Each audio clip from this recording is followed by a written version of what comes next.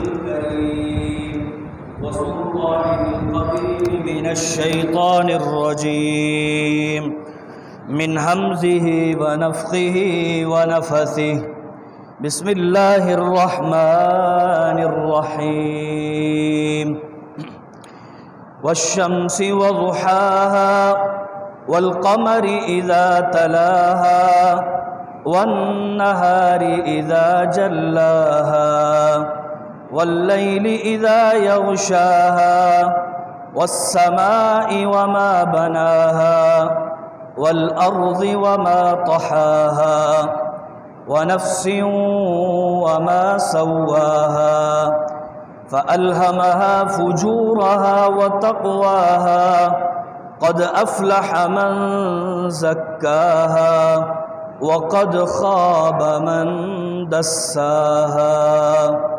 رب اشرح لي صدري ويسر لي أمري واحلل عقدة من لساني يفقه قولي اللهم صل على محمد وعلى آل محمد كما صليت على إبراهيم وعلى آل إبراهيم إنك حميد مجيد اللهم بارك على محمد وعلى آل محمد كما باركت على إبراهيم وعلى آل إبراهيم إنك حميد مجيد اللهم أرنا الحق حقا وارزقنا اتباعه وأرنا الباطل باطلا وارزقنا اجتنابه وأرنا الأشياء كما هي يا معلم إبراهيم علمني ويا مفهم سليمان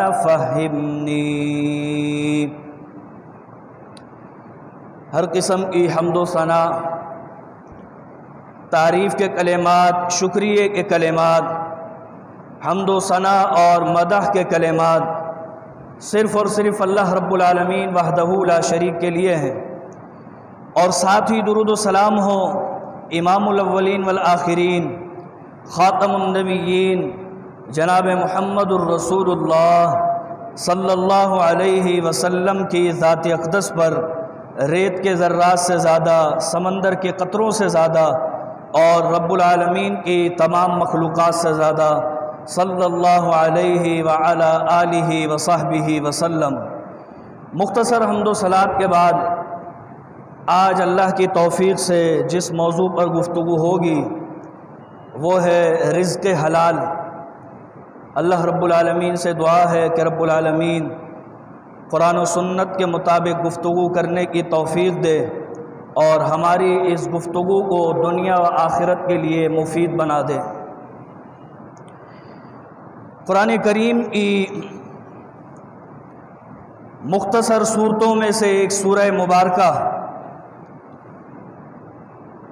سورہ شمس کی 11 آیات کی تلاوت کا شرف حاصل کیا گیا ہے۔ ان آیات میں اللہ رب العالمین نے اپنے ایمان والے بندوں کو قسمیں ذکر کر کے بعض اہم باتیں بتائی ہیں اور کامیابی کا ایک راز بتایا ہے۔ آپ جانتے ہیں کہ اللہ کو قسم کھانے کی ضرورت نہیں ہے، اللہ سے بڑھ کر کون سچی بات کہے گا؟ فرمایا قل صدق اللہ، اے پیغمبر انہیں بتا دیں اللہ سچ کہتا ہے۔ ومن اصدق من اللہ حدیثا، اللہ سے بڑھ کر سچی بات کون کہے گا؟ ومن اصدق من اللہ قیلا، اللہ سے بڑھ کر بہتر بات اور سچی ترین بات کوئی نہیں کہہ سکتا۔ لیکن اس کے باوجود اللہ نے 11 قسمیں ذکر کی اور پھر کامیابی کا ایک فارمولہ بتایا ہے۔ رب العالمین فرماتے ہیں والشمس، قسم ہے سورج کی، وضحاها، اور سورج کے چمکنے کی قسم، واللیل اذا یغشاها، والقمر اذا تلاہا، اور قسم ہے چاند کی جب وہ اس کے پیچھے پیچھے آ جاتا ہے، واللیل اذا یغشاہا، قسم ہے رات کی جب وہ چھا جاتی ہے، والنہار اذا جلاہا، قسم ہے دن کی جب وہ روشن ہو جاتا ہے، والسماء، قسم ہے آسمان کی، وما بناہا، اور اس کے بنانے والے کی قسم ہے، والارض، قسم ہے زمین کی، وما طحاہا، اور اس کے بچھانے والے کی قسم ہے، ونفس، نفس انسانی کی قسم ہے، وما بناہا، اور اسے بہتر طور پر بنانے والے کی بھی قسم ہے۔ یہ 11 قسمیں ذکر کی ہیں، کیونکہ اللہ کو پتہ ہے کہ انسان کی فطرت ہے، جب تک اس کے سامنے ایسے کلمات اور ایسے الفاظ ادا نہ کیے جائیں اس وقت تک اسے یقین نہیں آتا۔ ہمیں حکم یہ ہے کہ ہم جب بھی قسم کھائیں اللہ کی کھائیں، لیکن اللہ کے لیے یہ اصول اور یہ ضابطہ نہیں ہے اللہ کسی بھی شے کی قسم کھا لے اس کے لیے جائز ہے۔ ہم بھی قسم کھاتے ہیں، لیکن کبھی باپ دادا کی قسم کھاتے ہیں، کبھی تیرے سر کی قسم، اپنے کاروبار کی قسم کھا۔ میرے دوستوں اور بزرگوں، جب بھی قسم کھانی ہو اللہ کے علاوہ کسی اور کی قسم نہ کھائیں۔ سیدنا ابن عمر فرماتے ہیں من کان حالفا، اللہ کے پیغمبر نے فرمایا من کان حالفا، جس نے قسم کھانی ہو فلیحلف باللہ، اسے چاہیے صرف اللہ کی قسم کھائے، او لیصمت، یا خاموش رہے۔ اللہ نے 11 قسمیں ذکر کی اور پھر فرمایا قد افلح، قد کا معنی ہوتا ہے یقیناً، اور افلح فعل ماضی کا صیغہ ہے، یقیناً کامیاب ہو چکا، یعنی اس کی کامیابی میں کوئی تردد، کوئی شک کی گنجائش نہیں ہے، ایسا شخص کامیاب ہو چکا۔ کون شخص؟ من تزکا، جس نے اپنے نفس کا تزکیہ کر لیا، وقد خواب، اور یقیناً ناکام اور نامراد ہو چکا۔ مضارع کے صیغے ہوتے تو یہ ترجمہ ہوتا کہ ہو جائے گا، ناکام ہو جائے گا یا کامیاب ہو جائے گا، لیکن فرمایا کامیاب ہو چکا جس نے نفس کا تزکیہ کر لیا، اور ناکام ہو چکا وہ شخص من دساہا، جس نے اپنے نفس کو میلا اور کچیلا کر لیا، گندا کر لیا۔ یہ کامیابی کا راز ہے جو اللہ نے قسموں کے بعد ذکر کیا ہے۔ قسموں کے اندر آپ جانتے ہیں خوبصورتی بھی ہوتی ہے، سامنے والے کے سامنے قسم اس کو یقین دلانے کے لیے اٹھائی جاتی ہے، اور آپ جس ذات کی، کیونکہ ہم صرف اللہ کی ذات کی قسم کھاتے ہیں، تو ہم سامنے والے کو یہ باور کراتے ہیں کہ اس بات کا اللہ گواہ ہے، یعنی جس کی قسم کھائی جائے اسے بطور گواہ کے پیش کرتے ہیں۔ اللہ رب العالمین نے بھی ان تمام چیزوں کو بطور گواہ کے پیش کیا ہے۔ فرمایا والشمس وضحاہا، سورج اس بات کا گواہ ہے، اس کی چمک اور دمک گواہ ہے، رات کا اندھیرا گواہ ہے، دن کا اجالا گواہ ہے، چاند کا چمکنا اس بات کا گواہ ہے، اور فرمایا نفس انسانی خود گواہ ہے کہ کامیاب وہی ہوتا ہے جو اپنے نفس کو صاف کر لیتا ہے۔ تزکیہ کہتے ہیں، آپ نے دیکھا ہوگا کسان بڑی محنت کے ساتھ ہل چلاتا ہے، پودوں کو پانی دیتا ہے، اسے فصل چاہیے ہوتی ہے، اور پھر بعض دفعہ ایسا ہوتا ہے کہ اس کیاری کے اندر جہاں فصل لگائی ہے وہاں کچھ جنگلی بوٹیاں اگاتی ہیں، وہ کیا کرتا ہے؟ ان بوٹیوں کو فوری طور سے صاف کرتا رہتا ہے. کیوں؟ اگر وہ بوٹیاں چھوڑ دے تو فصل کو نقصان ہوتا ہے. اس پورے پروسیس کو تزکیہ کہتے ہیں. یعنی اپنے اندر جو خامیاں ہیں، جو کوتاہیاں ہیں، ایسا نہیں ہے کہ بس نیکیاں کرتے چلے جائیں اور ان خامیوں پر نظر نہ کریں، بلکہ تزکیہ کرنا ہے، ان خامیوں کو دور کرتے جانا ہے. اور اگر اس کا ایک اور ترجمہ کیا جائے تو وہ بھی بے جانا ہوگا. فرمایا والشمسی، جب سے سورج نکلا ہے، قسم ہے سورج کی، جب سے سورج نکل رہا ہے، وضحاہا، اور جب سے چمک رہا ہے، جب سے چاند آ رہا ہے، جب سے دن اور رات کا آنا جانا لگا ہوا ہے، جب سے نفس انسانی کو اللہ نے بنایا ہے، جب سے زمین کو بچھایا ہے، جب سے آسمان کو اٹھایا ہے، یہ ساری چیزیں جب سے رب نے بنائی ہیں، اس وقت سے رب کا ایک ہی قانون ہے، جس نے تزکیہ کیا کامیابی اسی کو ملی ہے. پہلا ترجمہ کیا تھا؟ یہ ساری چیزیں گواہ ہیں کہ کامیابی تزکیہ نفس کرنے والے کو ملتی ہے. دوسرا ترجمہ کیا ہے؟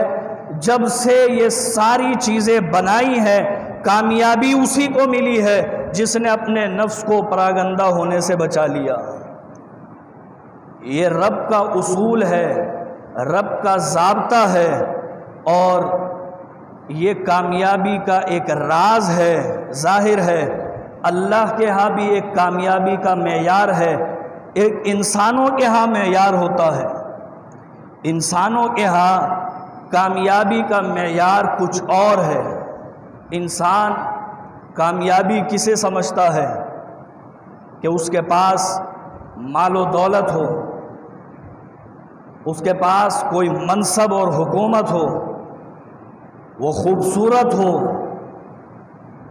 انسان ان چیزوں کو کامیابی کی علامت سمجھتا ہے، لیکن اللہ رب العالمین نے ان تمام باتوں کا جواب قرآن کریم میں دیا ہے کہ یہ ساری چیزیں کامیابی کا معیار نہیں ہو سکتی.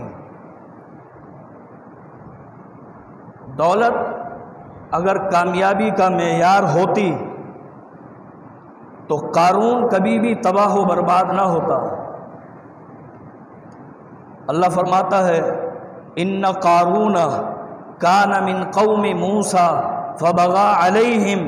یہ قارون موسیٰ علیہ السلام کا ایک امتی تھا، بنی اسرائیل قوم سے تعلق رکھتا تھا. فبغى علیہم، مال و دولت کی وجہ سے متکبر ہو گیا، سرکش ہو گیا. اور اللہ نے جب موسیٰ علیہ السلام کو حکم دیا کہ اس سے کچھ مال و دولت لیا جائے، اس سے زکوٰۃ کا مطالبہ کیا جائے، کیونکہ زکوٰۃ انسان کے نفس کو بھی پاک کرتی ہے اور انسان کے مال کو بھی پاک کرتی ہے. الذی یؤتی مالہ یتزکیٰ، مال اس کا خرچ کرنا یہ تزکیے کا باعث ہوتا ہے. موسیٰ علیہ السلام نے جب اس سے مطالبہ کیا کہ اللہ کی راہ میں خرچ کرو، اور صرف یہ نہیں کہا کہ بس خرچ کرتے رہو، جمع کرنے کی ضرورت نہیں ہے. اللہ رب العالمین فرماتے ہیں موسیٰ علیہ السلام نے اس سے وضاحت کے ساتھ یہ بات کی، آتاک اللہ الدار الآخرۃ ولا تنس نصیبک من الدنیا. تو آخرت کی تیاری بھی کر اور رب نے دنیا میں جو حصہ رکھا ہے وہ بھی لے. دنیا کا حصہ تجھے چھوڑنے کو مجبور نہیں کر رہے، لیکن آخرت کی بھی تو تیاری کر.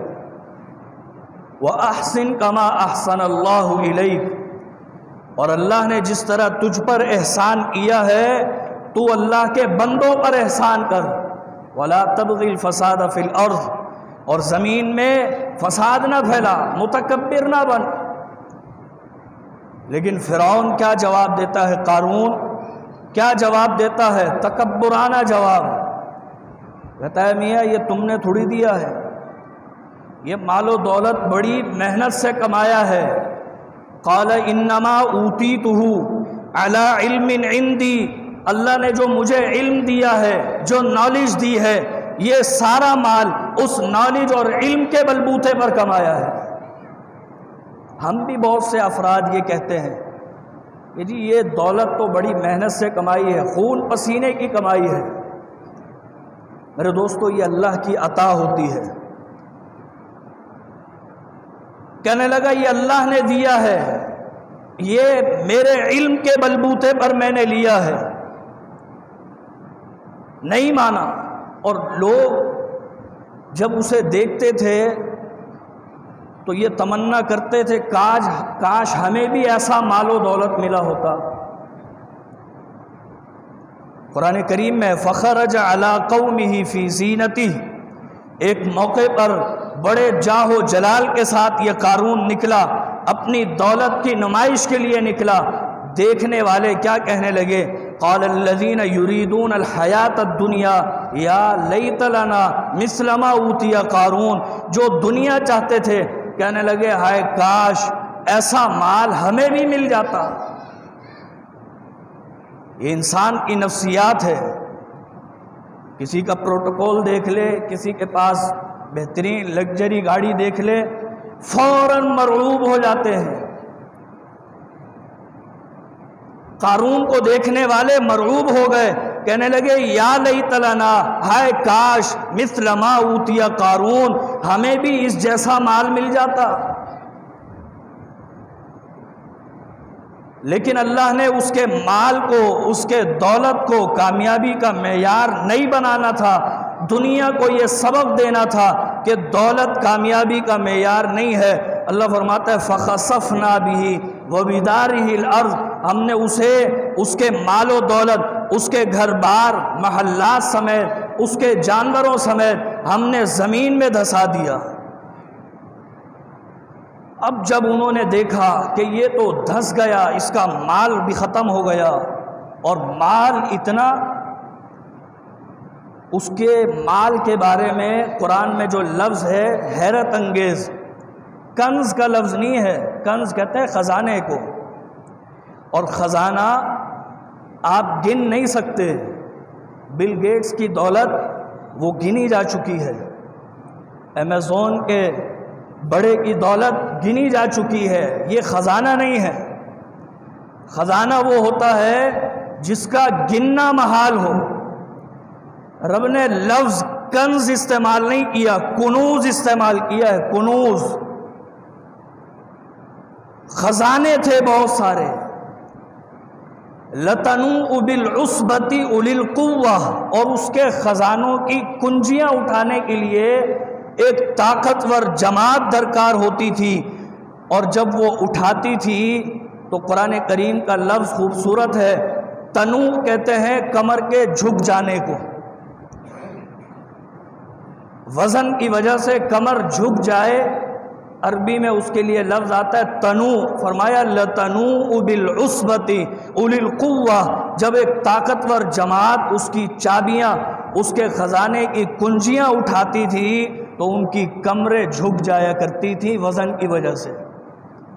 اور مفسرین نے لکھا ہے کہ اس کی چابیاں، اس کی کنجیاں وہ لوہے کی یا پیتل کی نہیں تھیں بلکہ چمڑے کی تھی۔ چمڑا ہلکا ہوتا ہے لوہے کی اور پیتل کی نسبت۔ اتنی کنجیاں جب وہ برباد ہو گیا تو اللہ فرماتا ہے وہ لوگ جو کل یہ تمنا کر رہے تھے یا لیت لنا مثل ما اوتی قارون، ہمیں بھی کاش ایسا مل جاتا، تو کہنے لگے وَأَصْبَحَ الَّذِينَ تَمَنَّوْا مَكَانَهُ بِالْأَمْسِ، جو تمنائیں کر رہے تھے، یقولون، وہ کہنے لگے وَيْكَأَنَّ اللَّهَ يَبْسُطُ الرِّزْقَ لِمَن يَشَاءُ لَوْلَا أَمَّنَّ اللَّهُ عَلَيْنَا لَخَسَفَ بِنَا، اگر اللہ ہم پر احسان نہ کرتا آج ہم بھی دھسے ہوئے ہوتے۔ تو دولت کامیابی کا معیار نہیں ہے۔ اور یہاں پر ایک اور بات ذہن نشین کر لیں کہ اگر آپ نے کبھی اللہ سے دنیا کی کوئی چیز مانگی ہو اور وہ دنیا کی چیز آپ کو نہ ملے، کہ دولت مانگی تھی دولت نہیں ملی، عمدہ سواری مانگی تھی وہ نہیں مل پائی، دنیا کی کوئی بھی چیز اگر نہ ملے تو گھبرانے کی ضرورت نہیں ہے، ہو سکتا ہے ابھی اس کا وقت نہ ہو، اللہ نے بعد میں دینی ہو یا آخرت کے لیے ذخیرہ کرنا ہو، لیکن اگر آپ دین مانگیں یا اللہ متقی بنا دے، تقوی کی دولت دے دے، خرچ کرنے کی توفیق دے دے، اپنی راہ میں مجھے چن لے، اولاد کو فرما بردار بنا دے، اگر آپ دین مانگیں اور دین نہ مل رہا ہو پھر گھبرانے کی ضرورت ہے۔ اگر دنیا انہیں مل جاتی ان کی دعا اور تمنا کے مطابق تو اللہ فرماتا ہے وہ بھی دھس جاتے، لیکن وہ کیا کہتے ہیں نہ ملنے پر، یعنی اللہ نے دولت نہیں دی، کہتے ہیں لولا امن اللہ، یہ اللہ کا نہ دینا بھی ہم پر احسان کے مترادف ہے۔ تو دولت بھی کامیابی کا معیار نہیں ہے۔ اللہ نے حکومت دی ہو، فرعون کو حکومت دی اور بڑی زبردست حکومت، اکیلا بادشاہ ہے۔ جب موسیٰ علیہ السلام اپنی قوم کو سمجھاتے تھے کہ یہ فرعون تمہیں تباہ و برباد کر دے گا، تباہی کے دہانے پر لے جائے گا، اور میں تمہیں جنت کی طرف لے جا رہا ہوں جس کے نیچے سے نہریں بہتی ہیں،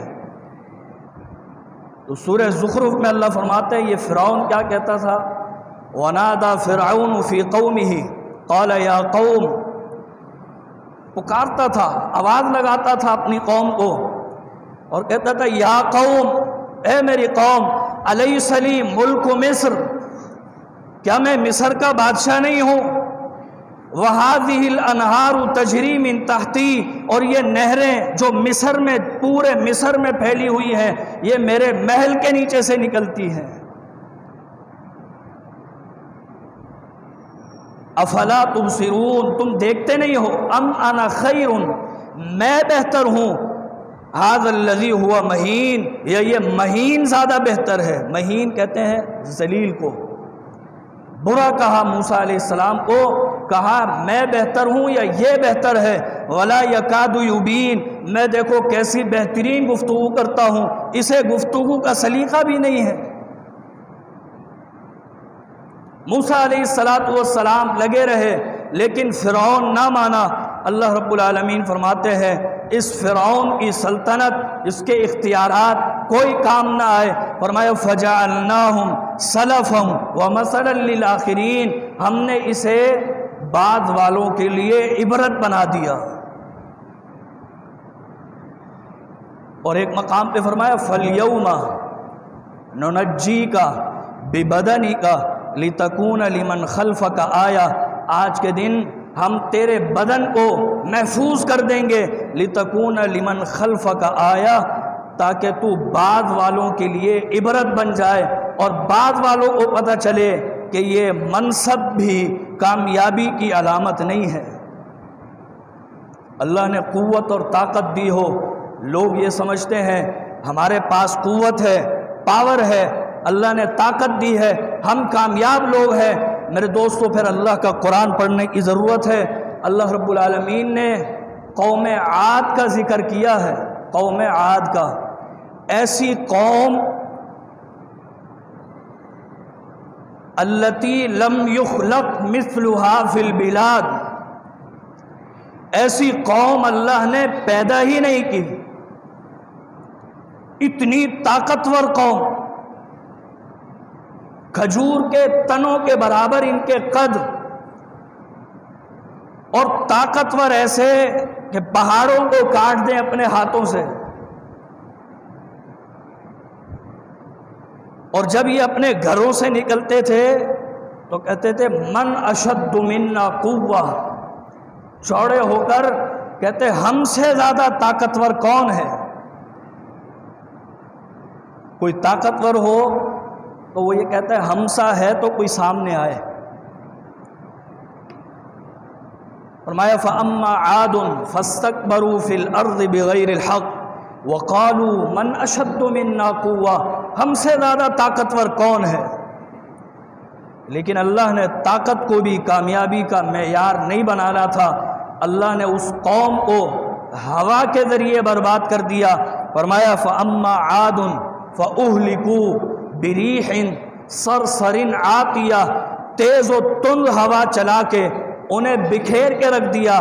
سَخَّرَهَا عَلَيْهِمْ 7 لَيَالٍ و8 أَيَّامٍ، وہ ہوا 7 راتیں اور 8 دن تک مسلسل چلتی رہی اور انہیں الٹ پھیر کرتی رہی، پٹکتی رہی، ساری قوم ہلاک ہو گئی۔ اور اللہ رب العالمین نے اس قوم کا نقشہ کھینچا ہے، فرمایا وہ اس طرح پڑے ہوئے تھے، ہلاک اور تباہ ہوئے، کأنہم اعجاز نخل خاویہ، جیسے کھجور کے کھوکھلے تنے پڑے ہوئے ہیں۔ تو کامیابی کا معیار نہ دولت ہے، نہ منصب ہے، اور کامیابی کا معیار نہ طاقت ہے۔ کوئی یہ سمجھتا ہے حسن و جمال کامیابی کی علامت ہے، اللہ نے خوبصورتی دی ہے۔ اگر خوبصورتی کامیابی کی علامت ہوتی تو ابو لہب کبھی بھی تباہ نہ ہوتا۔ ابو لہب کا نام ہی یہ بات بتا رہا ہے کہ وہ کتنا خوبصورت تھا۔ لہب کہتے ہیں شعلے کو، شعلہ سرخ و سفید رنگ، لوگ اسے اس کے اپنے نام سے نہیں پکارتے تھے، اس کا اپنا ذاتی نام عبد العزیٰ تھا۔ عبد العزیٰ، عزیٰ ان کا بت تھا، اس کی طرف منسوب تھا کہ یہ عزیٰ کا بندہ ہے، لیکن لوگ کہتے تھے اتنا خوبصورت ہے، اس کے رنگت کو دیکھو سرخ و سفید ہے، یہ عبد العزیٰ نہیں ہے، ابو لہب اس کا نام ہے، اتنا خوبصورت۔ لیکن خوبصورتی کامیابی کی علامت نہیں تھی۔ اللہ فرماتا ہے تبت یدا ابی لہب وتب، ابو لہب کے دونوں ہاتھ ٹوٹ جائے، وتب، اور وہ تباہ و برباد ہو جائے۔ اور مفسرین نے ایک نقطہ لکھا ہے، کہا کہ اس کا نام ابو لہب لوگ تعریف میں کہتے تھے، اللہ نے قرآن میں وہی نام ابو لہب ہی کہا ہے، لوگ تعریف کے لیے، مدح کے لیے کہتے تھے، اس کا نام تبدیل ہونا چاہیے تھا، لیکن فرمایا اس میں حکمت یہ ہے، لوگ اسے اس کی خوبصورتی کی وجہ سے ابو لہب شعلے جیسی رنگت والا کہتے تھے۔ اللہ نے فرمایا تبت یدا ابی لہب وتب، میں اسے ابو لہب اس لیے کہہ رہا ہوں کہ یہ جہنم کے شعلوں میں جلے گا۔ تو نہ دولت، نہ حسن و جمال، نہ حسب نسب منصب، نہ طاقت کامیابی کی علامت ہے۔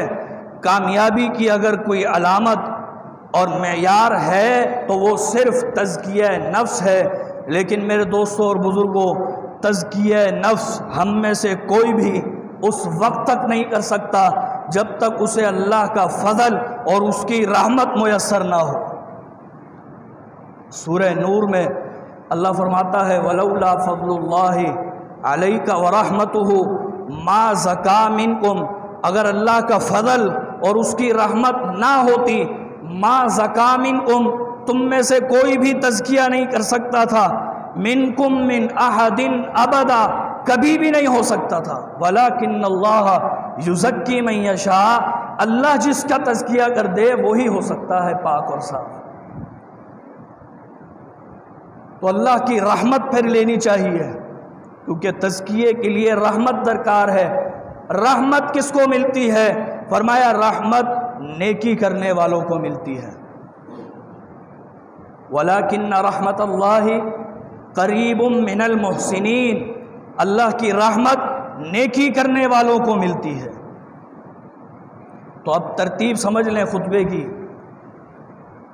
کامیابی تزکیہ نفس میں ہے، تزکیہ نفس اللہ کی رحمت سے ہوتا ہے، اللہ کی رحمت نیکی سے ملتی ہے، لیکن بات اہم یہ ہے کہ نیکی کر لینا کمال نہیں ہوتا، نیکی کا قبول ہونا اصل کمال ہوتا ہے۔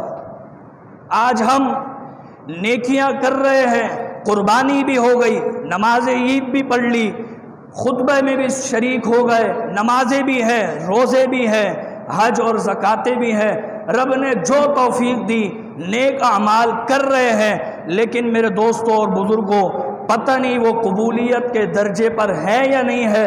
کیوں کہ اس کی علامت اللہ نے قرآن میں بتائی تھی، من عمل صالحا من ذکر او انثی وہو مومن فلنحیینہ حیاتا طیبہ، جس نے نیک عمل کیے، نیک عمل کرنے والا مرد ہو یا عورت ہو، فرمایا وہ نیکی کرے گا، فلنحیینہ حیاتا طیبہ، میں اس کی زندگی حیات طیبہ کر دوں گا۔ حیات طیبہ کا ایک ترجمہ کسی نے لکھا تھا، عیش والی زندگی، عیش والی زندگی۔ ہماری زندگی خوف میں گزر رہی ہے، ہماری زندگی میں سکون نہیں ہے، زندگی حیات طیبہ نہیں ہے، تو اس کا مطلب یہ ہے کہ ہمارے عمل قبولیت کے درجے پر نہیں پہنچ رہے۔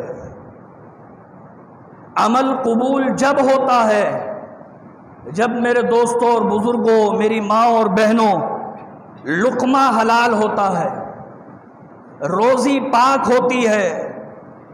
جن لوگوں کی روزی پاک ہوتی ہے ان کی زبان میں تاثیر ہوتی ہے، ان کی دعا میں تاثیر ہوتی ہے۔ نبی علیہ السلام آپ کا ایک ایک لقمہ حلال، حتیٰ کہ جس پر آپ کو تشابہ لگ گیا کہ پتہ نہیں ایک کھجور پڑی ہوئی تھی، آپ نے اپنے نواسے کو نہیں کھلائی کہ یہ صدقے کی ہے یا کسی کی گر گئی ہے، کیونکہ صدقہ پیغمبر پر حرام تھا اور آپ کی آل پر بھی حرام تھا، آپ نے اس سے بھی بچا لیا اپنے نواسے کو، تو آپ خود کتنا اس بات کا اہتمام کرتے ہوں گے۔ اور پھر یہی وجہ ہے کہ آپ کی زبان میں تاثیر ایسی تھی۔ نبی علیہ السلام کے پاس ایک جادوگر آیا، آپ علیہ السلام سے کہنے لگا میرے سامنے کچھ گفتگو کریے، کچھ باتیں کیجئے۔ آپ علیہ السلام نے گفتگو بھی کیا کی، فرمایا ان الحمدللہ نحمدہ ونستعینہ ونستغفرہ، پورا خطبہ پڑھا، کہنے لگا دوبارہ پڑھیے، آپ نے دوبارہ پڑھا، کہنے لگا اپنا ہاتھ بڑھائیے آگے، میں اسلام قبول کرنا چاہتا ہوں۔ ما سمعت مثل کلامک، آپ جیسا کلام میں نے کبھی نہیں سنا،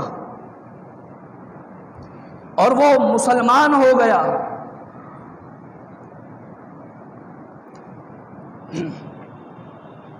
آج ہم بھی جمعے ہو رہے ہیں، دروس ہو رہے ہیں، لیکن زبانوں میں اثر نہیں ہے۔ دعا کرتے ہیں، دعا میں اثر نہیں ہے۔ نبی علیہ السلام کے پاس ایک صحابی تشریف لائے اور کہنے لگے اللہ کے پیغمبر ہلکت الاموال وانقطعت السبل، اے اللہ کے پیغمبر مال ہلاک ہو رہے ہیں، بارش نہیں ہو رہی۔ آپ نے مصلی پر منبر پر کھڑے ہو کر دعا کی، حدیث کے الفاظ ہیں بادل کا ایک ٹکڑا نہیں تھا، لیکن پیغمبر کی زبان کی تاثیر ایسی تھی کہ فوراً بارش شروع ہو گئی۔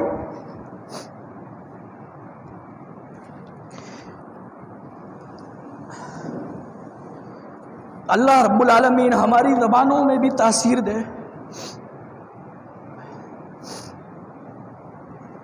صحابی رسول دوبارہ آئندہ جمعے تشریف لائے، کہنے لگے اللہ کے پیغمبر اتنی بارش ہوئی ہے، ہلاکت الاموال، بارش کی وجہ سے اب مویشی مر رہے ہیں، راستے بند ہو گئے ہیں۔ پیغمبر نے دعا کی اللہم حوا علینا ولا علینا، اللہم علی الاکام والزراب وبطون الاودیۃ ومنابت الشجر، یا اللہ ان بادلوں کو پھیر دے، جنگلات میں، وادیوں میں، کھیتوں میں، زمین کی جڑوں میں پھیر دے۔ وہ بادل ہٹتے گئے اور بارش رک گئی۔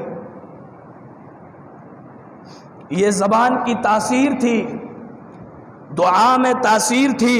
نبی کے ایک صحابی سیدنا سعد بن ابی وقاص رضی اللہ تعالی عنہ، خطبہ آخری مراحل میں ہے، نبی علیہ السلام کے صحابی جلیل القدر صحابی ہیں، اور یہ وہ صحابی ہیں کہ جنہیں اعزاز حاصل ہے کہ پیغمبر کے صحابہ عشرہ مبشرہ جب آپ سے گفتگو کرتے تو صحابہ پیغمبر سے کہتے فدا کا ابی و امی، اے پیغمبر آپ پر ہمارے ماں باپ قربان ہو۔ لیکن جب غزوہ احد تھا، سیدنا سعد بن ابی وقاص تیر چلا رہے تھے، آپ نے فرمایا ارمی یا سعد فدا کا ابی و امی، اے سعد بن ابی وقاص تیر چلاتا رہے، تجھ پر مجھ محمد کے ماں باپ قربان ہوں۔ ایسے جلیل القدر صحابی تھے۔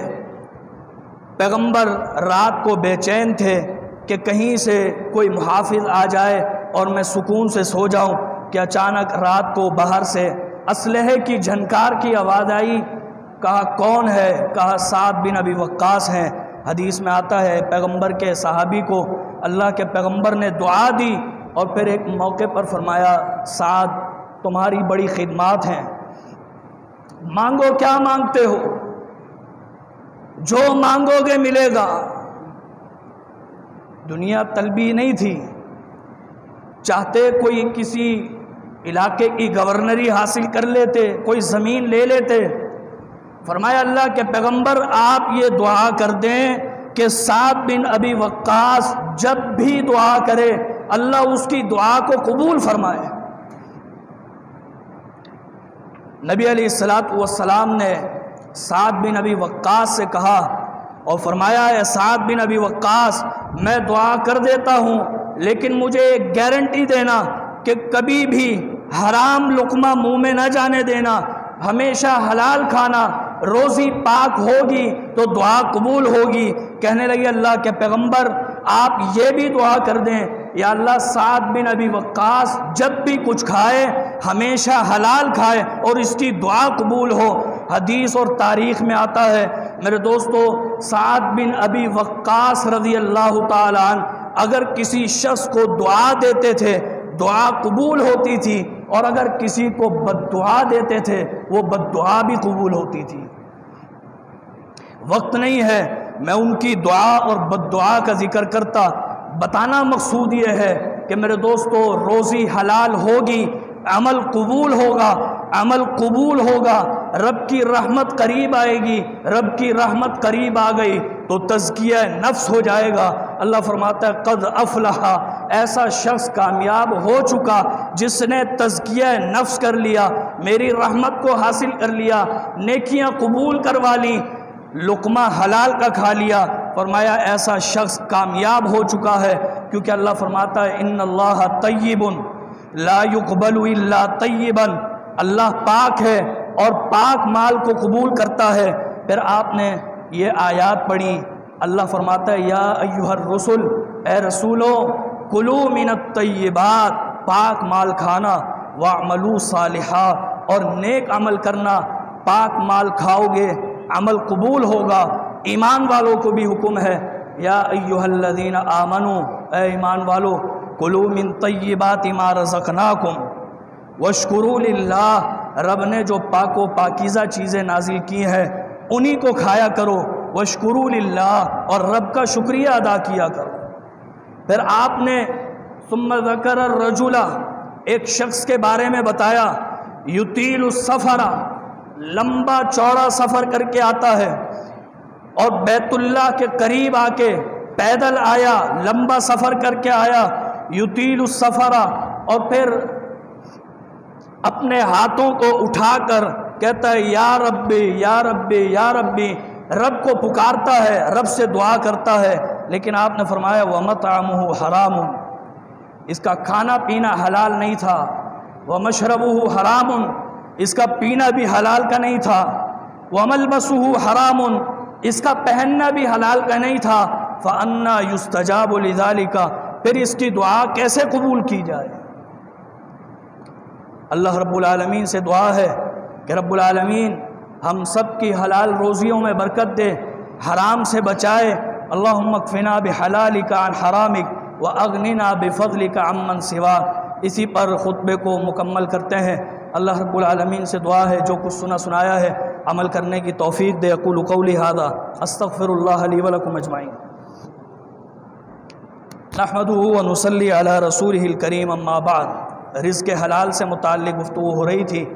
اللہ رب العالمین سے دعا ہے کہ رب العالمین ہمیں رزق حلال عطا فرمائے، ہماری نیکیوں کو قبول فرمائے، اور ہماری نیکیوں کو قبول فرما کے ہمیں اپنی رحمت کا مستحق بنا کے ہمارا تزکیہ نفس فرما دے، تاکہ ہم دنیا و آخرت میں کامیاب ہو جائیں۔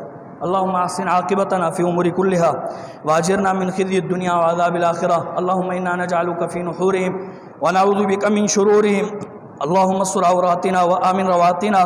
اللہم انصر من نصر دین محمد صلی اللہ علیہ وسلم وجعلنا منہم واقتل من خذل دین محمد صلی اللہ علیہ وسلم ولا تجعلنا منہم۔ عباد اللہ رحمکم اللہ، ان اللہ یأمر بالعدل والإحسان وإیتاء ذی القربى وینہی عن الفحشاء والمنکر والبغی یعظکم لعلکم تذکرون۔